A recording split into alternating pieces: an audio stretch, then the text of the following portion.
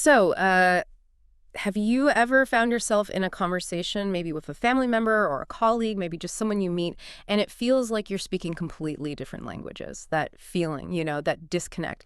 It often points to something, well, deeper than just personality. It points to generational conflict. People often call it the generational gap. And today, we're going deep. We'll look at its roots, how it shows up, and maybe surprisingly, how it can actually be a source of richness. Exactly. And our mission here in this deep dive is really to give you a shortcut, a clearer way to understand this whole phenomenon. It's pretty pervasive in society. We've gone through our sources and pulled out the key insights, some surprising facts and practical ways of looking at it. Hopefully it helps you navigate these divides, maybe even bridge them. Okay, and guiding us today, we've got some really insightful sources. First, there's generational conflict, causes and solutions from Sharjah 24. That gives us a very sort of contemporary sociological angle. And then we're diving into generations in conflict, youth revolt and generation formation in Germany, 1770 and 1968.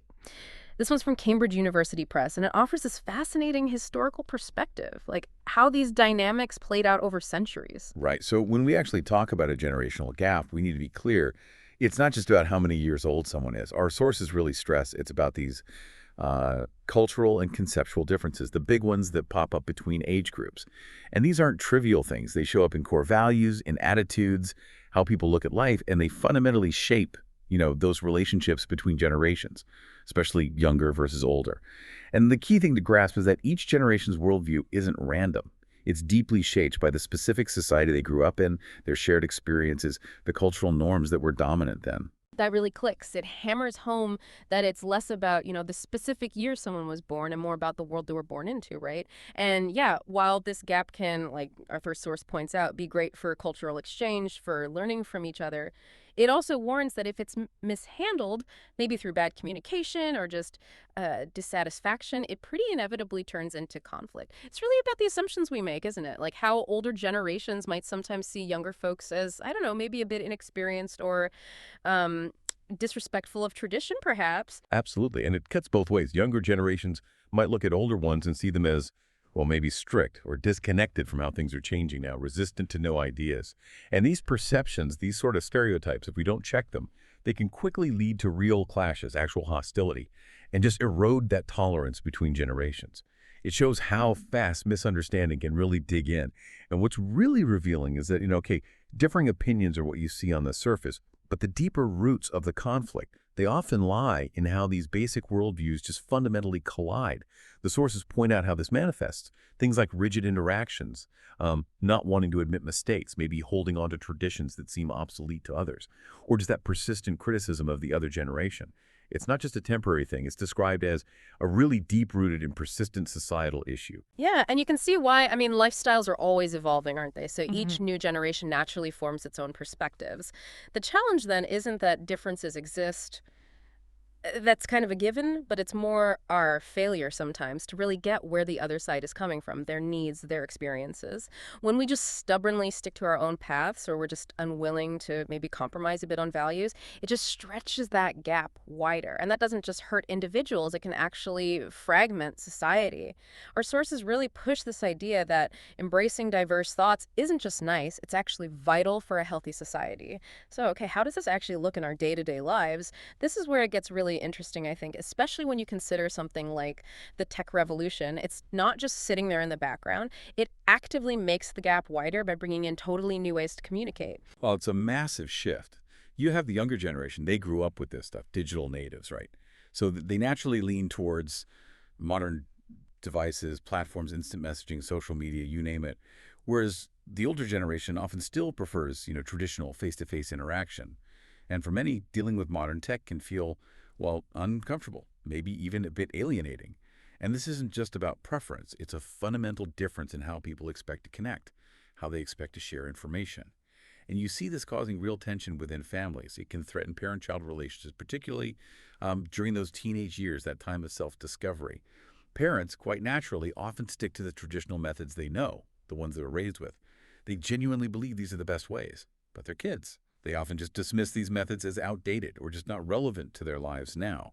And that creates this big misalignment. And it's not just about different methods, is it? Both parents and kids are dealing with the pressures of today's world, which is so fast-paced. That alone makes it harder to understand each other, to have open dialogue. So you've got this pressure cooker situation, maybe a reluctance on both sides to really find common ground or new solutions, and it can tragically just widen that gap even more, destabilizing the family right at its core.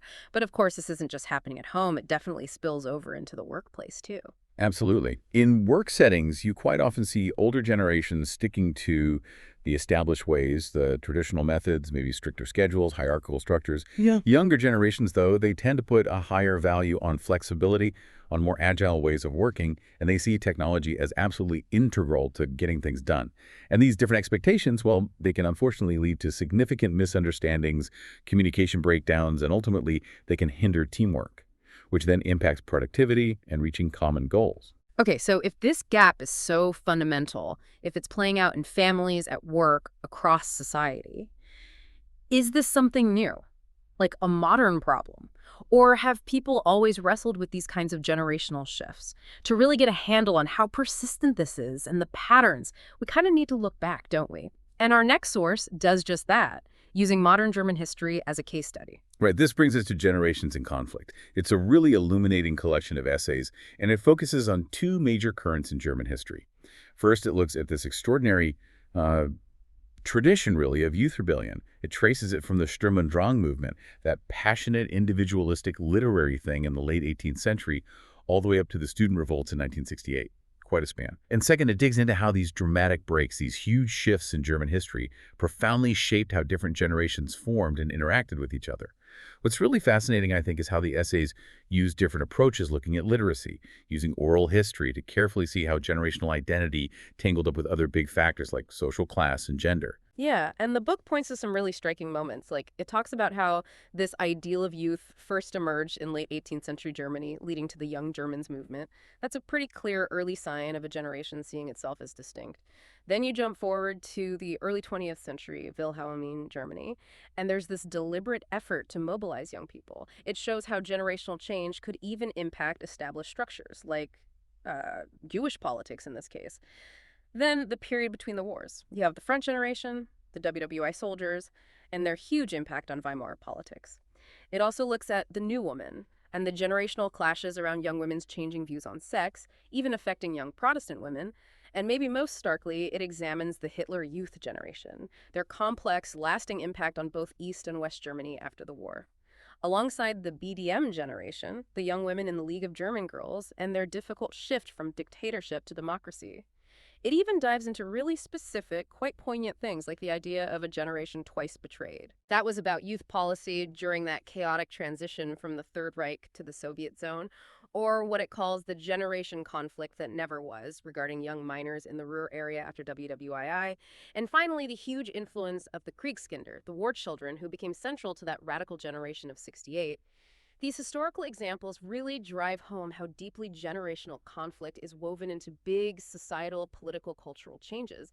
It's clearly a recurring theme, not just, a modern invention. And if we connect all this back, sort of loop back to the bigger picture, both the contemporary source and this historical one make it really clear. It's absolutely crucial for different generations to accept that no single generation is completely right or completely wrong. It's not about one being better than the other. That feels like a really key takeaway. So the path forward isn't about forcing one group to think like another, but about actively, intentionally building those bridges. Communication, Yeah, understanding, it has to be a two-way street. exactly. And that takes deliberate effort, doesn't it? It means really trying to understand and embrace other perspectives.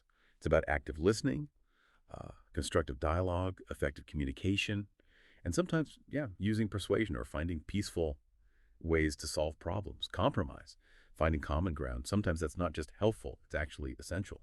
And there's another point, too. It's important for younger generations, kids especially, to recognize that older generations, particularly parents, are almost always acting out of genuine love and concern. That's their driver. So approaching them with respect, listening attentively, engaging lovingly, and then respectfully sharing your own ideas, that becomes really important. Which does raise an interesting question, though. Why do people so often struggle to see these generational differences as, well, opportunities? Opportunities to learn from each other, to grow, instead of just seeing them as roadblocks to freedom or success? Why isn't there more of a drive for every generation to just listen, try and understand, and actually use the wisdom and the different experiences the others bring? Right, because through that real engagement, that mutual back and forth, both groups could actually build stronger foundations, more security, more unity. It's like finding strength in that diversity experience rather than letting it divide us. At the end of the day, bridging this generational gap, preventing these conflicts, Hmm. it's definitely challenging, no doubt about it. Yeah. But it is achievable. It just takes conscious collective effort from all generations involved Hmm. by working together to make relationships better, whether it's in our families, our workplaces, wherever we can, collectively move away from environments that are just full of conflict and stress towards something, well, much more cohesive and productive. So here's something to think about. The next time you find yourself feeling that frustration about a generational difference, maybe it's music, maybe it's politics, maybe just how someone uses their phone. What if you tried to reframe it? Instead of seeing it as a clash, what if you saw it as a chance to maybe uncover a historical echo, like we talked about, or a surprising cultural insight, or just a perspective you hadn't considered? How might just shifting your perspective like that transform the interaction? Maybe turn it into a moment of shared discovery instead of just another disagreement.